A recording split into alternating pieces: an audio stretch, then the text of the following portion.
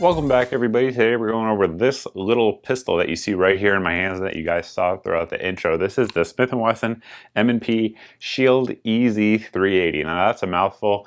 This gun right here, right up front, is not for everyone. I'm just going to get that out there. However, I think it's for more people than a lot of folks out there on the internet really think. And I think the reason for that is that a lot of people invest their ego in pistols and firearms rather than just really assessing their needs, their skills, their capabilities, and then evaluating the firearms that match that capability. So this one here is designed, in my opinion, primarily for people who have reduced strength, reduced confidence when handling firearms. All the controls on this are super easy to manipulate. I think that's a great thing. Several reasons for that. Number one of the biggest demographics in terms of gun ownership growth is females. And it's not that females can't run guns correctly. If you guys watch any of the professional female competitive shooters, those girls run guns as well as any man I've ever seen, if not better than most of them. And a lot of them are actually relatively small in terms of stature. So they absolutely have the capability to do it, but I think the confidence is the thing that's lacking for a lot of people and a lot of new shooters especially. This gun helps combat that because of the ease of manipulation that we'll get into probably several times throughout this video. So that is a good thing. The other thing that this is good for, or demographic rather, that this is good for, is the aging population, right? So we have the baby boomer generation right now that is getting into their 60s, 70s, and even 80s. This pistol is absolutely one that many of them would be well served with. Now, again, due to the ease of manipulation, that's something that really is going to be attractive to those folks, in my opinion. Reason is, in the past, people have always recommended revolvers for those folks, which does make sense because you don't have to manipulate as much with a revolver. However, some people who are aging, sick, have arthritis, whatever the case may also have a hard time pressing that double action trigger on a revolver. This gun doesn't have that. Trigger's much easier to press, and that certainly is a good thing for those folks. So what we're going to do here is a little bit more shooting, let the dogs take a look at it, and then after that we're going to get into the details, and at the end we'll wrap it up there with what I think of it overall.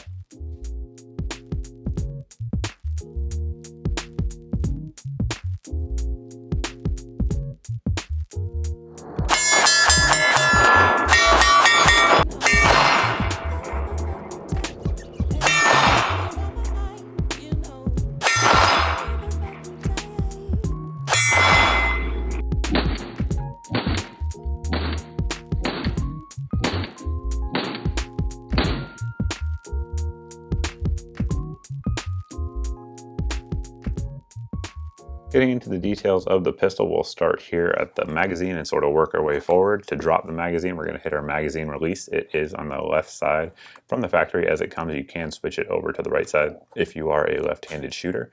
And one thing you'll see there is that the mags do drop out with some authority. That's one of the benefits of having a metal mag. They do drop free when you're holding it vertically. It is 8-round magazine. Again, you can see it is cut for ambidextrous magazine release. And we do have an assisted follower here, so you can load it traditionally top down, or if you're having trouble with that due to hand strength or maybe arthritis in your fingers or something like that, you can pull down on these two tabs right here to release the tension and make it a little bit easier to load those mags all the way down to the 8th round. And then you can top the gun off for a total of 9 rounds, so you can put one in the chamber, top the mag off, put it back in. It seats just fine. There's no difficulty. You don't have to slam it. It definitely seats with plenty of room left over. So you get total capacity there of 9 rounds of 380 ACP. Frame texture is one of those things that it's hard for companies to get right because everyone prefers something a little bit different. So this one here has texturing all the way around, as you guys can see. I do like it overall. Now, to give you an idea of how aggressive it is, compared to a Gen 3 Glock, it's definitely more aggressive for those who have experience with that. But compared to like the M&P 2.0s, it's less aggressive. It's probably somewhere between the original M&P and then the M&P 2.0. So it's definitely not going to be abrasive at all on your skin should you be carrying this inside the waistband. And it's definitely going to give you some traction here up front when the pistol is recoiling. It's going to help it stay in your hand where it should be. So that is the grip texture. Moving on to this piece right here that I know a lot of people want to talk about. This is the grip safety. So when this is not engaged, the pistol cannot fire. So no matter how hard I pull the trigger, unless I push this in, it won't fire. Now, when you have a natural high grip on the pistol, as you should have when gripping it, it's going to be engaged automatically. Now, if you have a really, really bad draw and you were down here or something like that, it's possible that it couldn't be engaged. But again, just get up high on the pistol and it will be engaged. The reason it's there is that it's an additional safety because this is not a striker fired gun. This is a hammer fired gun, and we'll show you that a little bit more when we take it apart.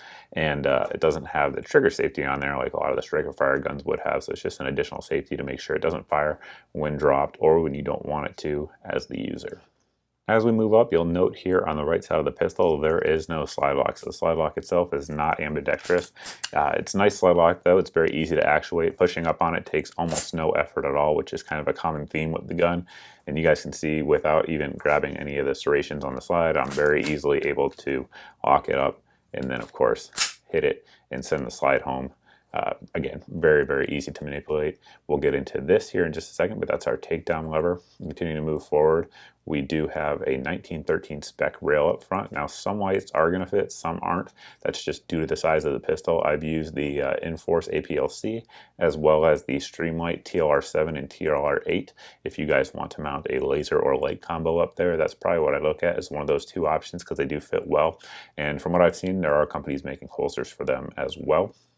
And I suppose we'll move down here to the trigger guard and the actual trigger itself. Again, we'll show you the internals here in just a second, but the trigger on this gun is excellent in my opinion. For a non-striker fired gun, it's fantastic. You're going to have this little bit of play in here, and then you're going to see that we do have an overstop travel there built into the trigger guard. That's what that little piece of plastic is. And the trigger breaks right at 5.5 pounds on my scale, and the reset right there. Again, tactile and audible. It's very fast. I can shoot this gun very, very quickly, much more so compared to pretty much any other 380 I've ever tried for that matter, and much faster than a lot of the 9mm I own out there as well. So the trigger, for not being striker fired, really, it's an excellent trigger in terms of an internal hammer. Cannot be mad about it at all. The slide on the pistol has a nice melanite or nitrocarburized finish. What that's going to do is it's going to give it good surface hardness, good corrosion resistance, which is important because I'm sure a lot of people are going to carry this gun inside the waistband, and that's going to help prevent rust or anything like that. That could happen from sweat getting onto it. And of course, it just provides it with a very nice black matte finish as well. We do have these little serrations here up front for those of you guys that like that. One thing that's different about these serrations versus the ones on the M&P 2.0 that I talked about is these are actually functional. The reason that is because the frame doesn't stick out like it does on the full-size pistols, and you can actually run it all the way to the rear with those front serrations. But I would imagine most people using this gun are going to use the rear serrations, which are very well designed. They're scalloped and they have a good amount of aggressiveness to it, so you get a very good grip on there when you go to grab it. And even if you didn't, they actually made the slide flare out here on the back on both sides to sort of create a shelf. And I don't think there's any person that I've really met ever actually that wouldn't be able to rack the slide on this gun very easily. Of course, that's important if you want to be able to clear malfunctions, load the gun, basic things like that. And I think that's one thing that makes a lot of people weary of semi-auto pistols, people who feel that they don't have the strength to or don't have the confidence to. With this gun, I simply don't see it being an issue at all, and I think that's a very good thing. On the top here, we do have our loaded chamber indicator. You guys can see there it's flat right now. It's because there's nothing in there, but if there was a round in there, it would be sticking up a little bit, giving you a tactile and visual indication that the pistol is loaded. Now the sights here on the pistol are 3-dot. It does have some serrations here on the rear to prevent glare. I'm not sure that that's a real thing, but I always read that on gun websites. I've never noticed glare on any sites I've ever used, but they're 3-dot configuration, very simple to use. A lot of people really like them. For a gun in this budget, I think they're very good sights. I would imagine there's going to be some aftermarket night sights and stuff coming down the road. One thing I wish they did was have a ledge here for one-handed manipulations. That said, truth be told, I would imagine a lot of people owning this gun probably aren't going to be practicing their one-handed manipulations, but it would just be something nice to see. But they do have that Novak style cut on there, so it's going to be easy to get in and out of a holster, which I suppose is a good thing. Disassembling the pistol is a pretty straightforward process. We're going to hit our magazine release. That will release our magazine, of course. At this point, we're going to push up here on the slide stop, slide lock our slide to the rear, We're going to do visually inspect that the chamber is clear, make sure there's no magazine. At this point we are clear. Take this lever, rotate it over 90 degrees down, and release our slide. At this point the slide will come off the frame, and then we have our recoil spring and guide rod. The guide rod itself is made out of polymer. It is captured, so that way it's not going to go flying when you disassemble it. We have our barrel here. You guys can see a nice wide mouth in there for feeding any type of hollow point bullets or anything like that. And at this point, our gun is field stripped. This is really as far as you want to break it down for general maintenance. One thing that's kind of interesting from a design perspective, for those of you guys who are familiar with a lot of other guns, is the trigger system. And you guys can see that big old hammer on there. So it has an internal hammer. It is not a striker fired gun, as a lot of folks think, which is one of the reasons they have this grip safety here. That grip safety is going to help prevent it from accidentally firing in the event of the pistol being dropped. It's just an additional safety in there to help the users not have any issues should they drop their pistol when they're not intending to do so. Now, reassembly is the exact same thing, just in the opposite order. It's important to note that the guide rod there has a shape to it, so you want to make sure that you're not fighting that, and you want to put it in the exact same way that it came out. Push it forward a little bit, put it down there on the barrel. And reassembly, there's one thing that's a little bit unique to this one, and I'm going to do it on accident here just to show you. But if you're pressing in that grip safety, you're not going to be able to reassemble the pistol. So that's just something to make note of. Make sure that the grip safety is deactivated. Then we're going to slide the slide back, lock it to the rear, rotate 90 degrees, slide goes forward. At this point, we're ready to go again. Whenever a new pistol comes out, holster availability is always a concern for a lot of folks, and this one has some options out there for it. This is my inside the waistband rig that I used when testing this gun. This one here is from MIE, and these are available on Amazon. We'll drop a link down below. They do have the slot cut for the safety, but again, if you have one without it, it'll still work just fine. It doesn't have my atrocious penmanship on there when it comes from the factory. I wrote that on there just as a sort of a note to myself, but this one here is an inside the waistband rig, as you guys can see. It's got pretty generous relief there for aftermarket sights if you guys want to use that. And then, of course, as you can see, you can also adjust the depth of it inside your waistband here with this clip, and it's got one of those little locking clips that goes over your belt. I carried it around, had no issues with it, felt just fine. So there are options out there if you're looking for it.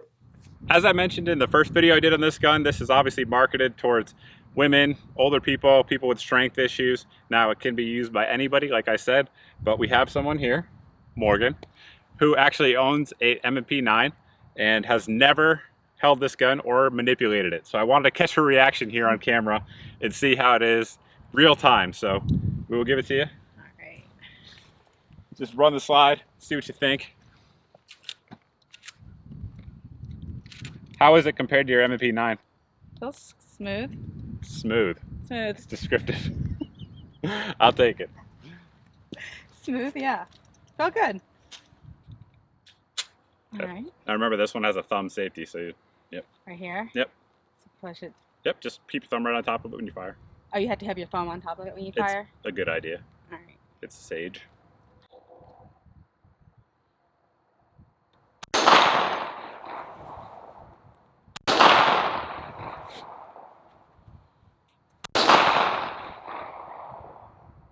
Slow down that trigger press. Am I missing? You are. Hit the first one, but slow down the trigger press. Okay.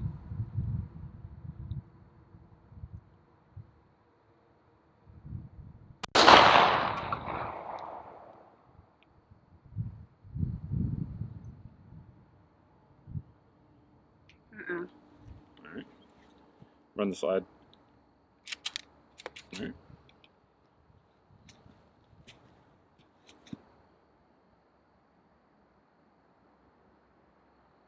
Safety's on. It's the exact same thing that happened last time. Oh. Yeah. Because I'm not putting my thumb Mhm. here. Mm-hmm. So she's having the same issue I had with it, where it activates from recoil. Good. Good.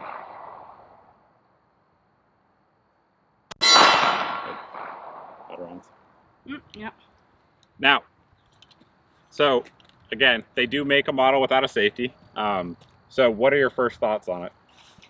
I like it. It's not as heavy Mm-hmm. as my gun. And it was smooth. It didn't have a lot of recoil. I would take some getting used to that. They make one safety. without a safety. Yeah, so that would be my only thing is getting used to that. But other than that, I liked it. Slide manipulation. It was the same. It was very similar. Similar? Okay. I would think it felt would be easier, but okay. Yeah. No, it's definitely a lighter gun, and it did feel easier. Okay. Yeah. And then, I mean, I guess that doesn't really matter because you have your hand there anyway, so it's going to be pressed. Correct. So that would be the only thing that was different, really. I agree. I wouldn't get the thumb safety model either. But this might be lighter for my purse. Yep. How was the recoil? It wasn't bad at all. I think it was better than mine. I agree. So anyway, wanted to capture that on camera. First thoughts from someone who this gun is actually marketed to. And that's it, guys. Anyway, we'll get on with the review. Thanks, Morgan. You're welcome. Those of you who have been watching the channel for a while know that I did originally have a thumb safety version of this. Now Smith & Wesson did put out a recall notice for those of you guys who got some of the earlier ones. And the reason was that the recoil of the pistol was actually actuating the thumb safety. Mine was one of those, and we sent it back to get that remedied. But we have the non-thumb safety version here now because this is the one that I personally would prefer. Now with this pistol, we've had a grand total of 0 issues at all with it. What you saw earlier with Morgan talking, she had the thumb safety issue as well, which was a gun related issue. And again, now they have fixed that on the newer thumb safety versions, but she really liked it overall. Everyone I've handed this pistol to has liked it overall. We had a young man come out, shoot this one. This is the first centerfire handgun he ever fired. He had no issue with the recoil, no issue manipulating the slide. So again, that's an awesome thing in my opinion. I would also say, as I sort of led into in the intro, that this is for a lot of people who probably don't think it's for them, in my opinion. So the reason is it's super easy to shoot well. Everyone, well, most people have a little bit of a flinch when it comes to recoil if you're firing full house center fire loads, even if it's 9mm. And if you don't think you do, just fire your pistol under a slow motion recorded camera. You'll see you probably do a little bit. And if you don't, you're probably an IDPA master shooter. Now, what this pistol does is it sort of eliminates that. I mean, there is almost no felt recoil to this gun for a center fire gun, and the sort of brain twitch that many of us have in order to flinch when you're firing just simply isn't there when you fire this gun. I can shoot this gun as accurately and as fast as any centerfire gun I own. And again, this one doesn't even have a striker fired or single action trigger. It's got that internally hammer fired trigger, which you would think would slow you down, but I'm telling you it doesn't. This gun, I can fly with this gun and just hammer steel with it all day long. And I think that translates to a lot of folks who may own guns, but don't shoot them all that often, right? So if you shoot probably less than once a year or something like that, and you're a pistol owner, this is one I would take a look at. It's very, very easy to shoot well. Again, it has that low recoil impulse. It has the natural grip angle of a 1911, so it points naturally for a lot of people. The size of the grip is relatively small, so you're going to be able to get more surface contact for people with smaller hands. I just think this pistol has a lot going for it. I was hesitant to do this review, to take this gun on, because I thought, for me, not something I would really like. That's totally changed. I really, really like this gun. It has 100% won me over for sure. The grip safety probably wouldn't be my first choice, but again, I've never had an issue with it, and I don't really think many folks out there will either. Price point on this gun is pretty much $350, $375 or less. Where I can, I will put a link down below for those of you guys looking to pick one up. So in terms of value, that's very good as well. And I don't think I've mentioned so far on the review that this pistol and the thumb safety version we started out with has had a grand total of 0 malfunctions with any ammo outside of, again, that thumb safety issue that has been corrected now. So it runs flawlessly, right? So we've ran hull points through it and a whole bunch of Freedom Munitions 100 grain 380 through it. No issues. Eats it all up without issue. So yeah, again, I really like this gun. People who watch this channel, who aren't new to this channel, know that I really don't go on with this much positivity about many firearms out there. This one's going to get on that list for sure. It's a good gun, good to go, recommended by me for a lot of people. So that's pretty much it. If you guys have any questions about the pistol, you can always post down below in the comments section. You can also post over at my Facebook page. That's generally speaking the best way to get in touch with me. I also post a bunch of deals and other stuff over there for those who aren't following already. And thank you very much for watching. Thank you for subscribing. If you're not subscribed yet, please go ahead and hit that subscribe button if you like what you've seen here today. And I hope to see all of you in the next video.